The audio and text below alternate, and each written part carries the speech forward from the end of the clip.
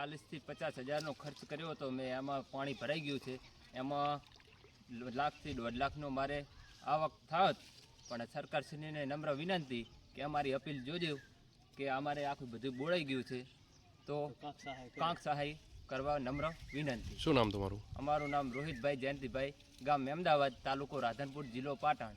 પાટણ જિલ્લાના રાધનપુર તાલુકો ગામ મેમદાવાદના ખાતે અમે જે ખેતરામાં વાવેતર કર્યું હતું, અંદાજે ખર્ચો 50,000નો.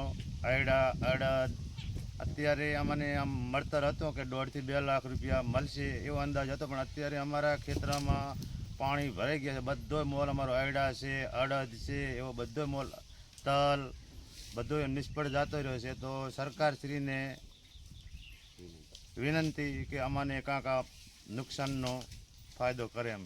શું નામ તમારું? ઇસ્માઇલભાઈ. પાટણ જિલ્લાના રાધનપુર તાલુકા મેમદાવાદ ગામે હું કાનજીભાઈ શંકરભાઈ, મેં આ ક્ષેત્રની અંદર મગ વાવેલા હતા.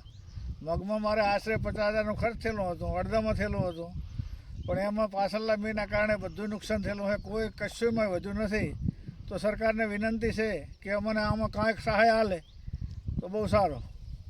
જિલ્લાના રાધનપુર તાલુકાનું મેમદાવાદ ગામ, અને મેમદાવાદની ગામમાં જે મેં મરચામાં 1 વીઘાનું વાવેતર કર્યું હતું, એનો લગભગ ખર્ચ 35,000 આશરે થયો હતો ખર્ચ, અને એનું ઉત્પાદન લગભગ 1.5 થી 2 લાખ રૂપિયા થશે 1 વીઘામાં. જે હાવ આ વરસાદના કારણે બધું નિષ્ફળ ગયું છે. તો સરકારશ્રીને એટલી નમ્ર વિનંતી કે આ નિષ્ફળ થાય એને સર્વે કરી અને તાત્કાલિક સહાય આપે એવી સરકારને અપીલ. શું નામ તમારું? ઠાકોર ભરતભાઈ અરણભાઈ, ગામ મેમદાવાદ, તાલુકો રાધનપુર.